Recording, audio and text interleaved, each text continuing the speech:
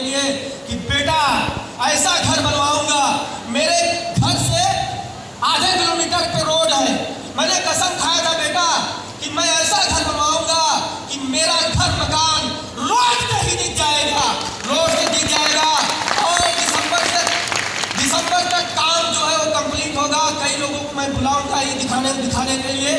दोस्तों मैं बस आपको इतना बताना चाहता हूँ कि आज मैं टोटल इस बिजनेस से 35 लाख से ज़्यादा रुपया कमाया, लेकिन अगर मैं राय बहादुरों की बात मान गया होता, रायचंद की बात मान गया होता, तो क्या मेरी जिंदगी होती? नहीं होती। अब एक मैसेज मैं देना चाहता हूँ, जो भटकाव होता है, जो बिखराव होता है हमारे आपके बीच में। जैसे मैं हूँ, मेरे नीचे बहुत सारे ऐसे लोग हैं और उनके नीचे कई ऐसे हैं जो ऊपर सीनियर होते हैं नहीं होते हैं ना? जैसे सोहन सर जी यहाँ आ जाए, सोहन सर के लिए एक ताली बजाइए। केवल एक मैसेज, पहला मैसेज ये था कि आप राय बहादुरों से बचिए। क्या बच सकते हैं? देखिए भाई, मच्छर क्या होता है? खून चूसता है, और राय बहादुर क्या होते हैं? सपना चूसते हैं। अगर आप राय बहादुर के चक्कर पड़ेंगे तो सपना आपका चूस जाएंगे। तो राय बहादुरों से बचना है, अगर सफलता लेना है। तैयार है? कितने लोग तैयार है? दोनों हाथ उठाए दिखाए, एक बार ताली बजाके दिखाइए। राय बहादुर के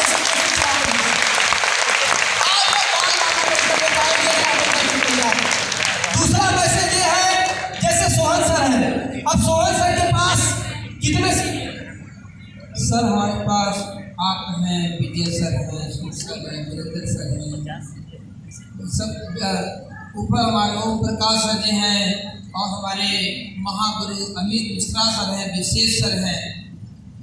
चलिए कुल मिला जुला के इनके मेरे जैसे इनके पास 10 सीनियर है।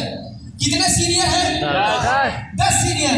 अब मैं बोलूं कि भैया यहाँ खड़े हो, अगला सीनियर आ रहा बोल रहा है वहाँ खड़े हो, फिर और आगे एक सीनियर बोल रहे हैं वहाँ खड़े हो। एक लोग बोल रहे हैं प्रोग्राम में जाना है, एक लोग बोल रहे हैं प्रोग्राम में नहीं जाना है।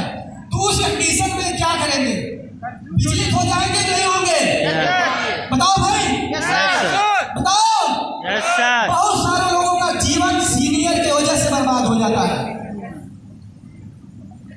आदमी निर्णय नहीं ले पाता और इस बिजनेस से खत्म हो जाता है।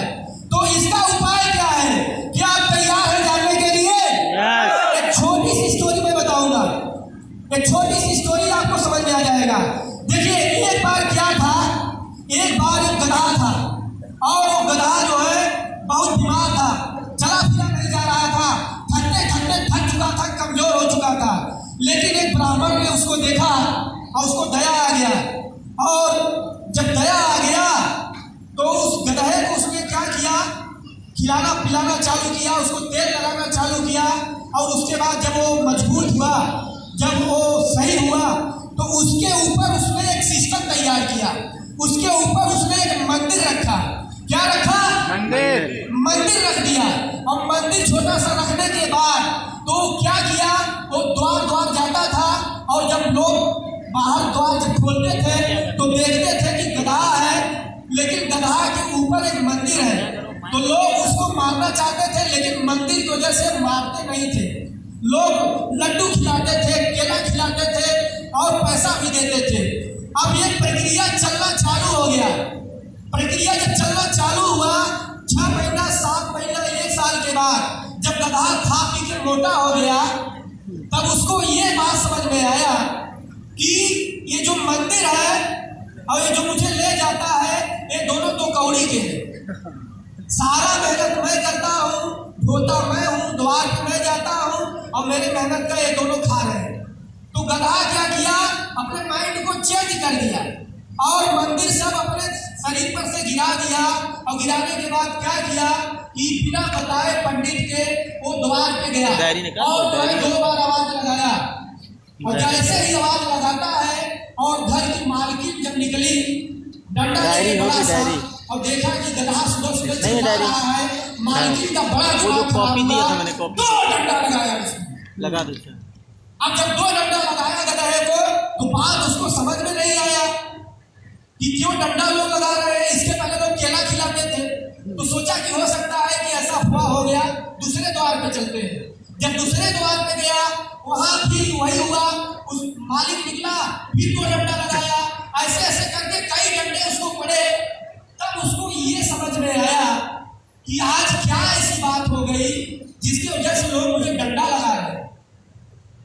क्या लगा रहे हैं? डंडा। डंडा लगा रहे हैं। तो आपको इस कहानी से क्या मैसेज मिलता है? इस कहानी से मैसेज मैं आपको बस इतना देना चाहता हूं मेरे भाई कि गदहा को केला मिठाई लड्डू इसलिए मिल रहा था क्योंकि गदहा के ऊपर एक सिस्टम लगा हुआ था। क्या लगा था? सिस्टम लगा था। और जैसे ही सिस्टम हट गया वैसे गदहे को जो है फिर उसी रूप में आना पड़ा। तो यहाँ पे अगर सोहन जी तरक्की चाहते हैं, कोई भी तरक्की चाहता है, तो मैं कह रहा हूं कि आप सीनियर मत मानिए, आप सिस्टम का सपोर्ट करिए। आप सिस्टम का सपोर्ट करिए। कर सकते हैं? अगर सीनियर के भक्त बनेंगे तो बर्बाद हो जाएंगे, तबाह हो जाएंगे, क्योंकि आपके ऊपर कई सीनियर है।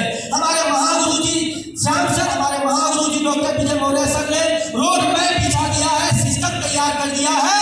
आप पहले कोर बनाइए, कमांडो बनाइए और इसके बाद कैप्टन बनाइए, एक दिन कोच बन जाएंगे और एक दिन ऐसा आएगा कि आपके नाम के आगे डायमंड भी आ जाएगा।